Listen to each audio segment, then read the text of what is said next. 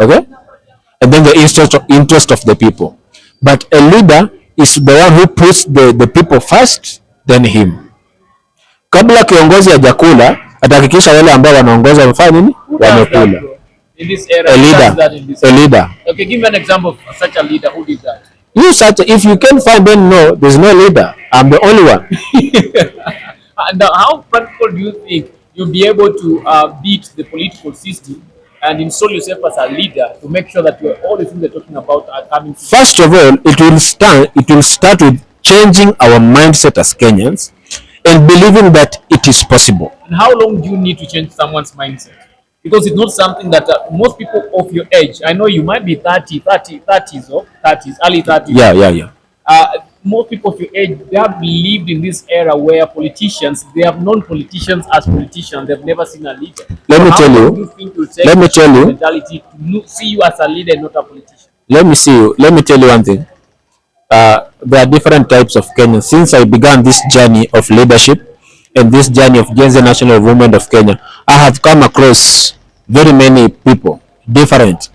And I'll tell you, we have wise Kenyans and we have Kenyans who are not wise. I will not call them fools, but they are not wise. Okay? They are unwise. They are unwise. So any other word?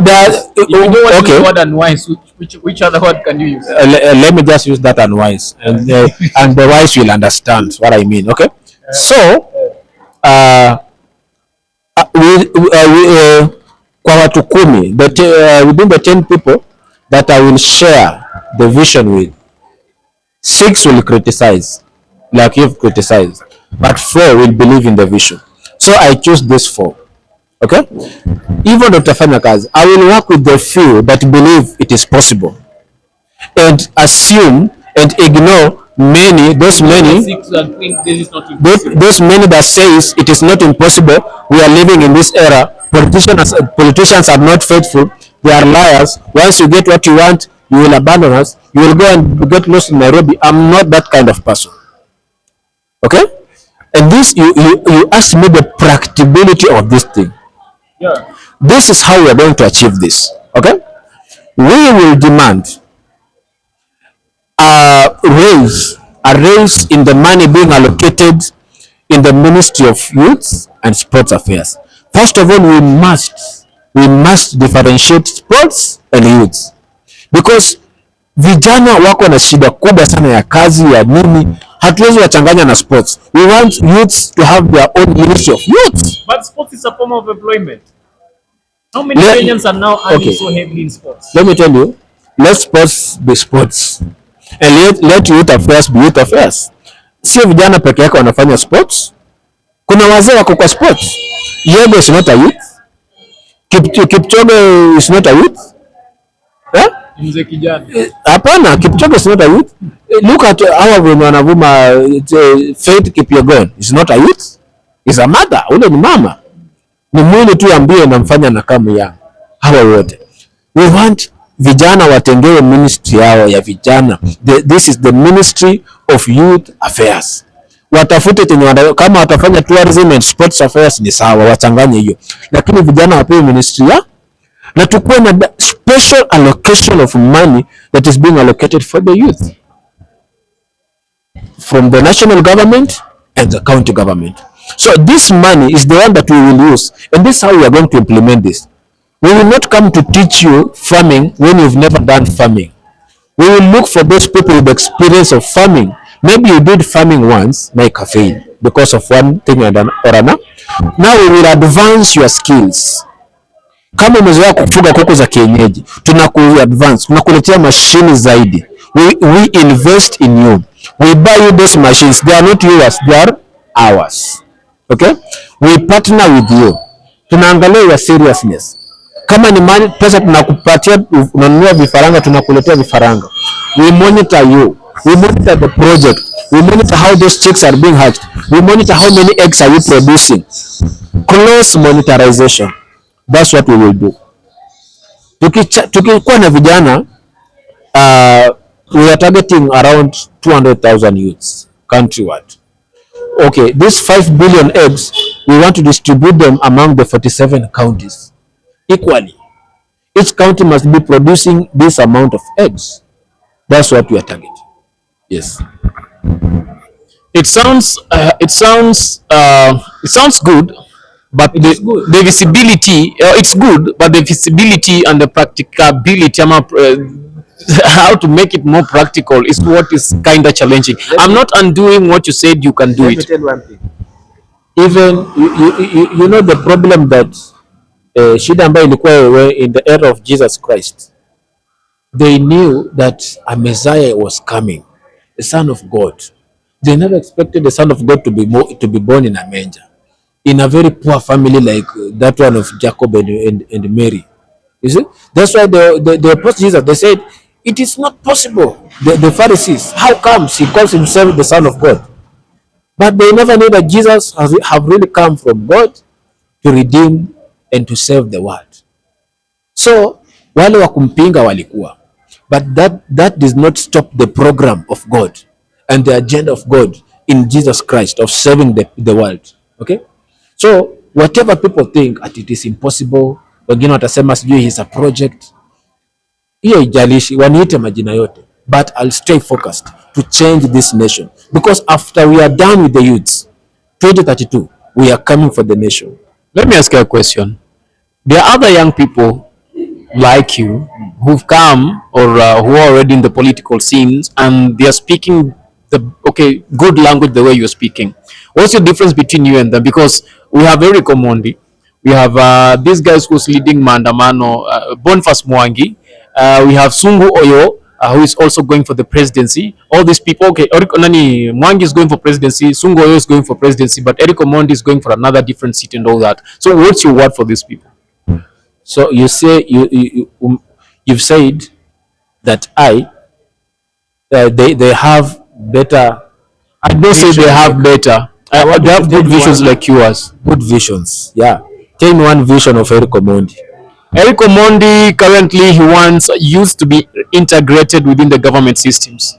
Opportunities for young people, just like you saying opportunities for young people.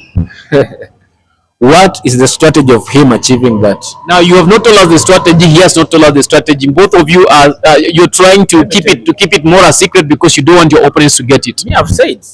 I've told you my strategy of making youth, a million youth millionaires by 2027 by farming. Agriculture. Number two, it is by not one in skills empowerment, not youth empowerment. You want to give them different skills. No, we find out which skills do you have, and we empower that skills.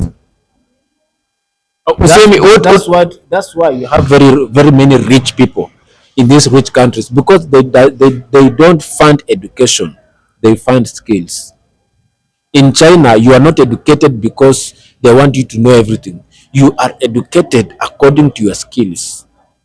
So you can become productive. See, education came from men. Skills came from God.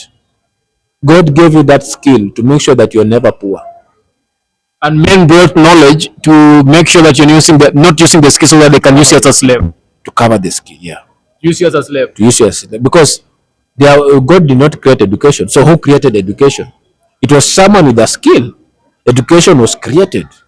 Education is a man-made wisdom. Skill is a natural wisdom inside you. You find out what you can do. Like, this is how we are going to achieve this skill empowerment. We come to you as a youth. We found out what can you do. Mimi ni mtu wa kinyozi. What I don't have is the capital. Mimi nimekutana na vijana wengi nasema mimi I am a very good mason. Nafanyia huyu jamaa kazi, pesa ananipea hata siweze jiki. Anakulipa pesa ngapi? 300 kwa siku. 300. How am I going to feed my family, pay the rent and save a little bit to start up my own business? So we empower your skill. Kama wewe you are a mason, unaweza tengeneza furniture mzuri kama zile za Murara. Tunakununulia msumeno, tunakununulia nyundo, tunakununulia mbao, tunakununulia kila kitu ambacho unataka, na tunakuambia tafuta nyumba, tunakulipia rent miezi 6. Nakwambia kijana, chapa After kuchapa kazi atauza wapi hizo viti? Si viti anaweka hapo.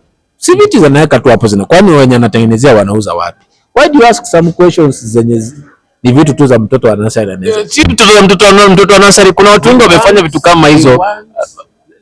every farmer of every business person lazima angalie the market availability of the market of whatever they are producing, because you can still produce them in a best quality than any other person, but you still don't have a market. Would you have empowered this person? Ama market inajiletanga yenyewe. You journalists, sometimes you like complicating things. No, we are not complicating. We are making everything go practical, more practical. Umetumwa Na nani? mimi nakuelezea. Kwani wewe sasa unaongea na watu. Do you know who is watching you? I'm not so sure with whoever is watching me now, but I know there are people, probably there are people who will be watching and who are watching now. And money is coming to all those people who are doing what? Who are watching. When it comes to business, people do business with faith, not with assurability. Unapoenda kununua kufungua duka mahali, uko na imani utafanya nini? Utauza. Plus, this is someone with a skill. Mtu amefanya kazi ya kinyozi ama ametengeneza viti kwa miaka 5. Anajua hii place viti na inaendanga. Unaona?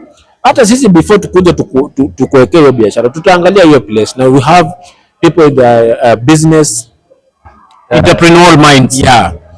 They will come and look at the place na kwambia, buda, hapa hii beza iwe, find another location. Unaona?